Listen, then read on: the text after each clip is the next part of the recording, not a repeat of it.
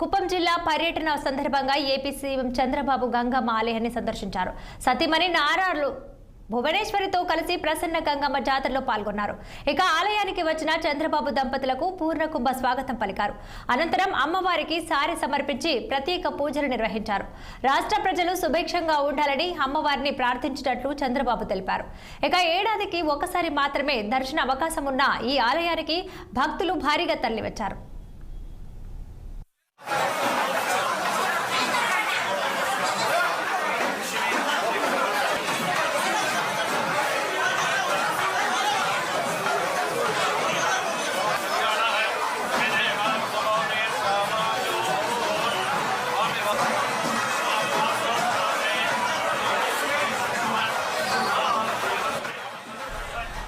చిత్తూరు జిల్లా కుప్పం జిల్లా పర్యటన సందర్భంగా ఏపీ సీఎం చంద్రబాబు గంగమ్మ ఆలయాన్ని సందర్శించారు.